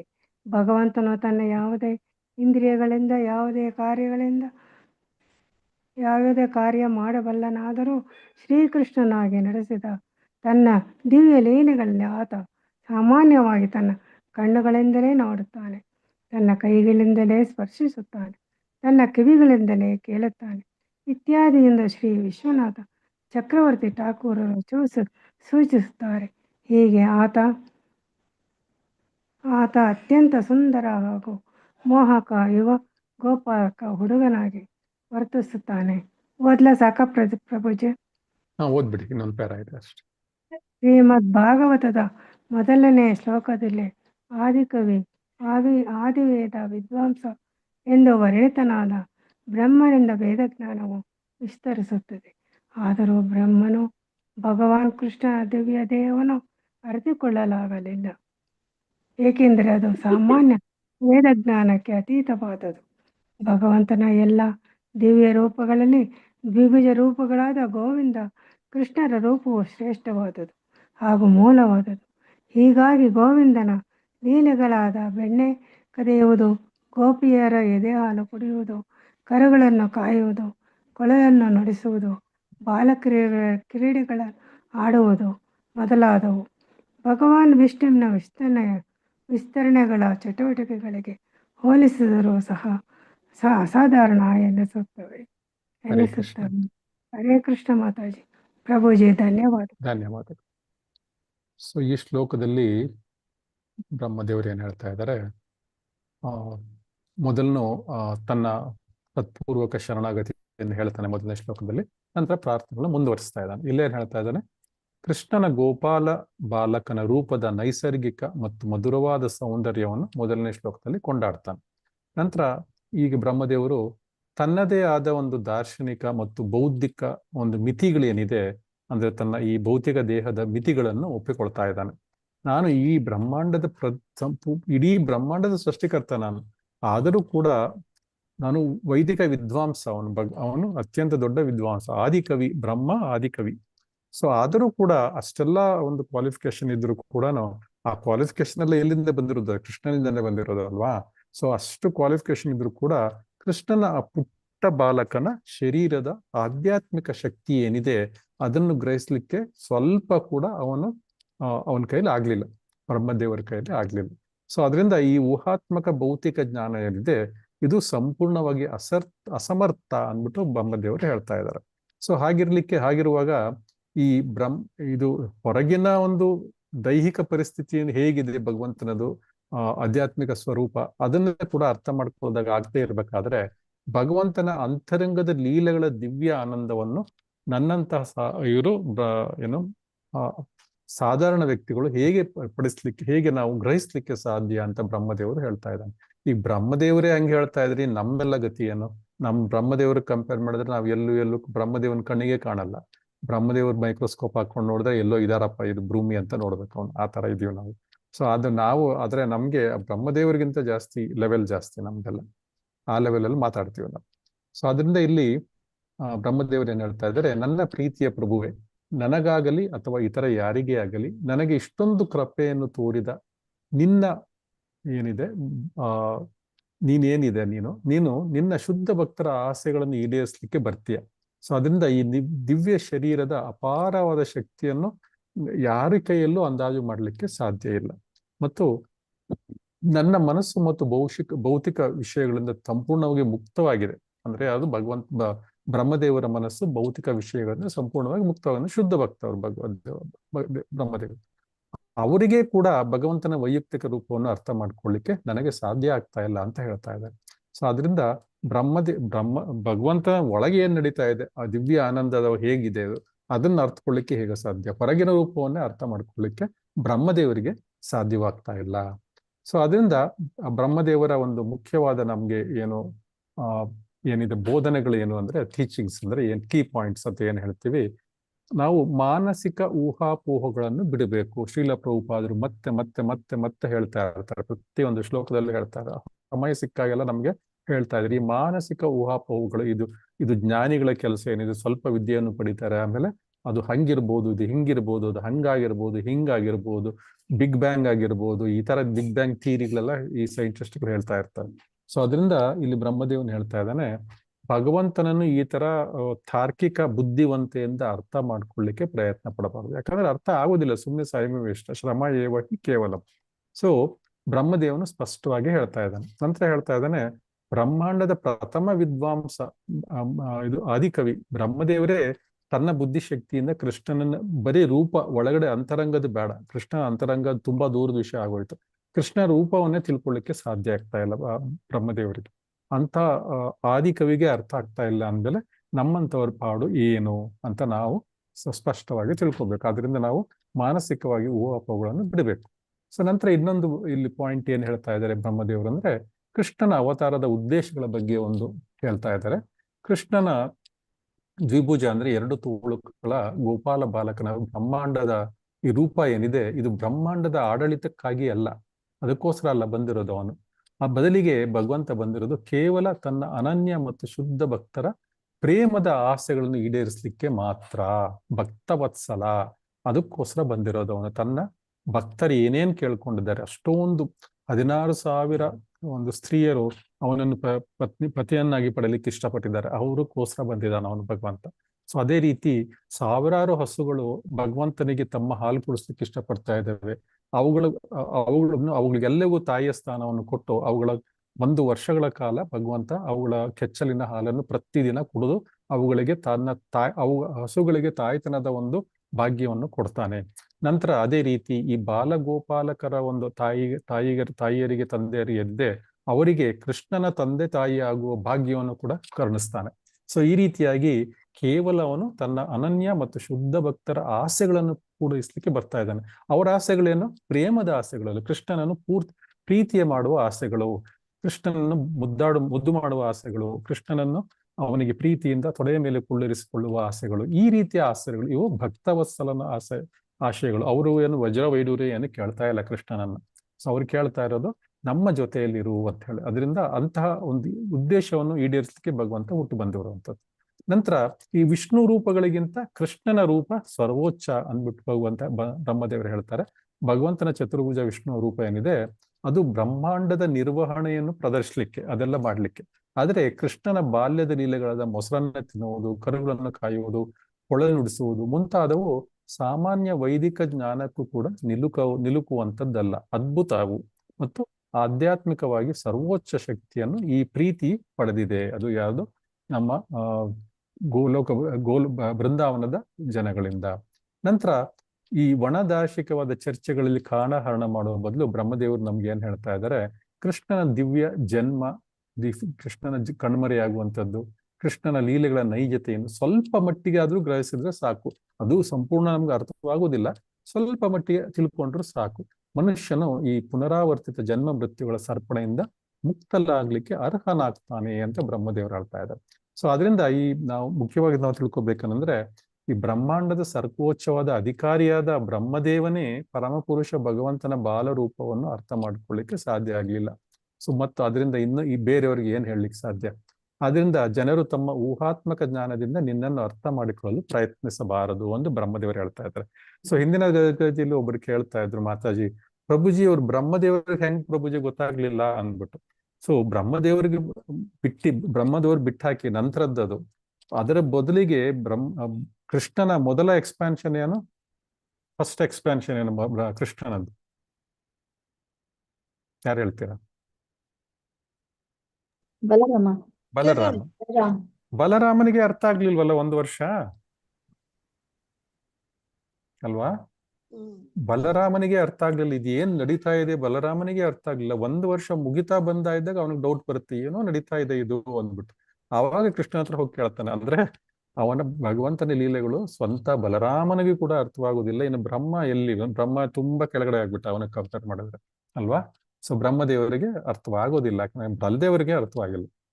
ಸೊ ನಂತರ ಇಲ್ಲಿ ಬಹುಮುಖಿ ಇಂದ್ರಿಯಗಳ ಸಾಮರ್ಥ್ಯದ ಬಗ್ಗೆ ಬ್ರಹ್ಮದೇವರು ಹೇಳ್ತಾರೆ. ಈ ಅಂಗಾನಿಯಸ್ಯ ಸಕಲೇಂದ್ರಿಯ ವೃತ್ತಿ ಮಂತಿ, ಕೃಷ್ಣನು ತನ್ನ ಯಾವುದೇ ಅಂಗದಿಂದ ಯಾವುದೇ ಇಂದ್ರಿಯಗಳ ಕೆಲಸವನ್ನು ಮಾಡಬಹುದು ಮತ್ತು ತನ್ನ ವಿಷ್ಣು ವಿಸ್ತರಣೆಗಳ ಮೂಲಕವಾಗಿ ಅವನು ಸಾಮಾನ್ಯ ಜೀವಿಯ ಕಣ್ಣುಗಳ ಮೂಲಕವಾಗಿಯೂ ಕೂಡ ನೋಡಬಹುದು. ಅಂದ್ರೆ ನಮ್ಮ ಕಣ್ಣುಗಳ ಮೂಲಕವಾಗಿಯೂ ಭಗವಂತ ಅವನಿಗೆ ಏನ್ ಬೇಕು, ನಾವ್ ಏನ್ ನೋಡ್ತಾ ಇದ್ದೀವಿ ಅದನ್ನ ಭಗವಂತ ಕೂಡ ನೋಡಬಲ್ಲ, ಯಾಕಂದ್ರೆ ಭಗವಂತ ನಮ್ಮಲ್ಲಿಯೇ ಇದ್ದಾನೆ. ಸೊ ಆದರೂ ಕೂಡ ಕೃಷ್ಣನ ಲೀಲೆಯಲ್ಲಿ ಏನ್ ಮಾಡ್ತಾನೆ ಭಗವಂತ, ಅತ್ಯಂತ ಸುಂದರವಾದ ಗೋಪಾಲಕನಂತೆ ತನ್ನ ಅದೇ ಕಣ್ಣುಗಳಿಂದ ಬರೀ ನೋಡೋ ಕೆಲಸನೇ ಮಾಡ್ದ, ಬೇರೆ ಕೆಲಸ ಮಾಡಕ್ ಹೋಗ್ಲಿಲ್ಲ. ಅಂದ್ರೆ ಕೈಗಳಿಂದ ಸ್ಪರ್ಶಿಸಿ ಸಹಜವಾಗಿ ಪ್ರೇಮವನ್ನು ಭಗವಂತ ವಿನಿಮಯ ಮಾಡ್ಕೊಳ್ತಾನೆ. ಸೊ ಅದರಿಂದ ಬ್ರಹ್ಮದೇವರು ಭ್ರಮೆಗೊಳಗಾಗ್ತಾರೆ. ಸಮಸ್ತ ವೈದಿಕ ಜ್ಞಾನದ ಮೂಲ ಪುರುಷನಾಗಿದ್ರು, ಆದಿಕವಿಯಾಗಿದ್ರು ಅವನು ಬ್ರಹ್ಮದೇವ ಒಬ್ಬ ಸಾಮಾನ್ಯ ಗೋಪಾಲ ಬಾಲಕನಂತೆ ಕಾಣಿಸುವ ಕೃಷ್ಣನ ದಿವ್ಯ ಶಕ್ತಿಯ ಮುಂದೆ ಸಂಪೂರ್ಣವಾಗಿ ಬೆರವಾಗ್ತಾನೆ ಮತ್ತು ಜ್ಞಾನವಿಹೀನವಾಗಿ ನಿಂತ್ಕೊಳ್ತಾನೆ. ಸೊ ಇಲ್ಲಿ ನಾವು ತಿಳ್ಕೊಳ್ಬೇಕಾಗಿರೋದು ಅಂದ್ರೆ, ನಾವು ನಮ್ಮ ಪ್ರಾಕ್ಟಿಕಲ್ ಆಗಿ ನಾವು ಏನನ್ನು ನಾವು ಅಳವಡಿಸ್ಕೊಳ್ಬಹುದು ನಮ್ಮ ಜೀವನದಲ್ಲಿ ಅಂದ್ರೆ, ಭಗವಂತನ ಲೀಲೆಗಳನ್ನು, ವಿಗ್ರಹ ರೂಪಗಳನ್ನು ಮತ್ತು ಶುದ್ಧ ಭಕ್ತರನ್ನು ನಮ್ಮ ಲೌಕಿಕ ತರ್ಕ ಅಥವಾ ಅಹಂಕಾರದಿಂದ ಅಳೆಯುವ ಪ್ರವೃತ್ತಿಯನ್ನು ನಾವು ಬೆಳೆಸ್ಕೋಬಾರದು. ಬದಲಿಗೆ ನಮ್ರತೆಯಿಂದ ಆಲಿಸುವ ಮತ್ತು ಸೇವೆ ಮಾಡುವ ಮನೋಭಾವ ಬೆಳೆಸ್ಕೊಳ್ಬೇಕು. ಮತ್ತು ಕೃಷ್ಣನ ಬಾಲ್ಯದ ಲೀಲೆಗಳ ಬಗ್ಗೆ ಅಪಾರವಾದ ಕೃತಜ್ಞೆಯನ್ನು ಹೊಂದಿರಬೇಕು. ಯಾಕಂದ್ರೆ ಬ್ರಹ್ಮಾಂಡದ ಒಡೆಯ ನಮಗೆ ಈ ಪ್ರೇಮದ ಸಾಮೀಪ್ಯವನ್ನು ನೀಡ್ಲಿಕ್ಕೋಸ್ಕರ ತನ್ನ ಭವ್ಯ ವೈಭವವನ್ನು ಮರೆಮಾಚಿ ಅಂದ್ರೆ ಬಿಟ್ಟು ಇಷ್ಟು ಮಧುರವಾದ ಸಣ್ಣ ಮಗುವಿನ ರೂಪದಲ್ಲಿ ಬಂದಿದ್ದಾನೆ. ಇದೆಲ್ಲ ನಮಗೋಸ್ಕರ ಮಾಡ್ತಾ ಇರೋದು, ನಮ್ಮನ್ನು ಅಟ್ರಾಕ್ಟ್ ಮಾಡ್ಕೊಳ್ಳಿಕ್ಕೆ. ಬಾಲಗೋಪಾಲನ ಒಂದು ರೂಪವನ್ನು ನೋಡಿ ಯಾರು ಮನಸ್ಸು ಬರೋದಿಲ್ಲ ಭಗವಂತನ ಮೇಲೆ. ಸೊ ಆ ಮನಸ್ಸನ್ನು ಅಂದ್ರೆ ಭಗವಂತನನ್ನು ಚಿಚ್ಚೋರ ಅಂತ ಕರೀತಾರೆ. ಅಂದ್ರೆ ಮನಸ್ಸು ಚಿತ್ತ, ಆ ಚಿತ್ತವನ್ನು ಕದೀಲಿಕ್ಕೆ ಬಂದಿದ್ದಾನೆ ಅಂದ್ಬಿಟ್ಟು. ಸೊ ನಮ್ಮನ್ನೆಲ್ಲ ಕದ್ದು, ಆ ಚಿತ್ತವನ್ನು ಕದ್ದು ತನ್ನ ಜೊತೆ ಅವನು ನಮ್ಮನ್ನೆಲ್ಲ ಗೋಲೋಕಕ್ಕೆ ಕರ್ಕೊಂಡು ಹೋಗ್ಲಿಕ್ಕೋಸ್ಕರ ಬರ್ತಾ ಇರೋದು. ಅದರಿಂದ ತನ್ನ ಭವ್ಯತೆಯನ್ನು ಮರೆಮಾಚಿ ಒಂದು ಸುಂದರ ಮಗುವಿನ ರೂಪದಲ್ಲಿ ನಮ್ಮನ್ನೆಲ್ಲನೂ ಮೋಹಿತರನ್ನಾಗಿ ಮಾಡ್ಲಿಕ್ಕೆ ಮೋಹಿಸಲಿಕ್ಕೋಸ್ಕರ ಭಗವಂತ ಬಂದಿದ್ದಾನೆ. ಸೊ ಅದರಿಂದ ಕೃಷ್ಣ ಪ್ರಜ್ಞೆ ಏನಿದೆ ಕೇವಲ ಒಂದು ಆಡಳಿತಾತ್ಮಕ ಅಧಿಕಾರದ ಅಂದ್ರೆ ಬ್ರಹ್ಮದೇವರು ಆಡಳಿತಾತ್ಮಕದ ಅಧಿಕಾರದಿಂದ ಪ್ರಯತ್ನ ಪಡ್ತಾರೆ ಅಥವಾ ಬೌದ್ಧಿಕ ಕಸತ್ವಗಳಿಂದ ವಶಪಡಿಸ್ಕೊಳ್ಳಿಕ್ಕೆ ಪ್ರಯತ್ನ ಪಡ್ತಾರೆ. ಅದು ಸಾಧ್ಯ ಇಲ್ಲ ಅಂತ ಈ ಶ್ಲೋಕದಲ್ಲಿ ಬ್ರಹ್ಮದೇವರು ಹೇಳ್ತಾ ಇದ್ದಾರೆ, ತನ್ನ ಸ್ವಂತ ಎಕ್ಸ್ಪೀರಿಯನ್ಸ್ ಇಂದ ಹೇಳ್ತಾ ಇದ್ದಾರೆ. ಸೊ ಅದರಿಂದ ಬ್ರಹ್ಮಾಂಡದ ಸರ್ವೋಚ್ಚ ಜೀವಿಯಾದ ಬ್ರಹ್ಮದೇವನಿಗೆ ಕೃಷ್ಣನ ದರ್ಶನವನ್ನು ಪಡೆಯಲಿಕ್ಕೆ ತನ್ನ ಅಹಂಕಾರ ಮತ್ತು ಊಹಾತ್ಮಕ ಮನಸ್ಥಿತಿ ಏನಿದೆ ತನ್ನ ಪಟ್ಟವನ್ನು ತೊರಿಬೇಕಾಗ್ತದೆ. ಸೊ ಅವನು ಭಗವಂತನಿಗೆ ಶರಣಾಗ್ತನಾಗ್ತಾನೆ ಮತ್ತು ಸಾಷ್ಟಾಂಗ ಪ್ರಣಾಮವನ್ನು ಮಾಡ್ತಾನೆ. ಸೊ ಅವನೆಲ್ಲ ತನ್ನ ಒಂದು ಅಧಿಕಾರವನ್ನು ಬಿಡ್ತಾನೆ. ಸೊ ಅಹಂಕಾರವನ್ನು ಬಿಡ್ತಾನೆ ಅಂತ ಹೇಳ್ಬೋದು. ಅಧಿಕಾರವನ್ನು ಬಿಡೋದಿಲ್ಲ, ಅಧಿಕಾರದಿಂದ ಬಂದಿರುವ ಅಹಂಕಾರವನ್ನು ತ್ಯಜಿಸ್ತಾನೆ. ನಂತರ ಗೋವಿಂದನ ಮೂಲ ಮತ್ತು ದ್ವಿಭುಜ ರೂಪ ಏನಿದೆ ಅದು ವಿದ್ವಾಂಸರಿಗೆಲ್ಲ ನಿಲುಕುವುದಿಲ್ಲ. ಅದು ಕೇವಲ ಸರಳತೆ, ಪ್ರೇಮ ಮತ್ತು ಅನನ್ಯ ಭಕ್ತಿಯಿಂದ ಮಾತ್ರ ಯಾರು ಭಗವಂತನ ಪ್ರೀತಿಸ್ತಾರೆ ಅವರಿಗೆ ಮಾತ್ರ ಅದು ಅಪ್ರಯತ್ನವಾಗಿ ಸಿಗುತ್ತೆ. ಅದು ಜಾಸ್ತಿ ಪ್ರಯತ್ನ ಮಾಡುವ ಅವಶ್ಯಕತೆ ಇಲ್ಲ. ಭಗವಂತನನ್ನು ಸರಳತೆಯಿಂದ ಪ್ರೀತಿಸಬೇಕು ಅಷ್ಟೇ. ಭಗವಂತನಿಗೆ ವಜ್ರವೈಡೂರ್ಯಗಳು ಬೇಕಾಗಿಲ್ಲ. ಭಗವಂತನಿಗೆ ಬೇಕಾಗಿರೋದು ನಮ್ಮ ಭಾವ ಅಷ್ಟೇ, ನಮ್ಮ ಪ್ರೇಮದ ಭಾವ ಅಷ್ಟೇ. ಸೊ ಮತ್ತು ಅನನ್ಯ ಭಕ್ತಿ ಅಷ್ಟೇ. ಇವೆರಡು ಕೊಟ್ಟರೆ ಭಗವಂತನಿಗೆ ಅದು ಅಪ್ರಯುಕ್ತವಾಗಿ ಭಗವಂತನ ಲೀಲೆಗಳು ತಮಗೆ ತಂತಾನೆ ಭಗವಂತನಿಂದ ಅರ್ಥವಾಗುತ್ತೆ ಅಂತ ಬ್ರಹ್ಮದೇವರು ಈ ಶ್ಲೋಕದಲ್ಲಿ ನಮ್ಗೆ ಹೇಳ್ತಾ ಇದ್ದಾರೆ. ಸೊ ಯಾರಿಗಾದ್ರು ಏನಾದ್ರು ಪ್ರಶ್ನೆ ಇದೆಯಾ? ಇಲ್ಲಿಗೆ ಇವತ್ತಿನ ಒಂದು ನಿಲ್ಲಿಸ್ಬೋದು ಅನ್ಕೋತೀನಿ.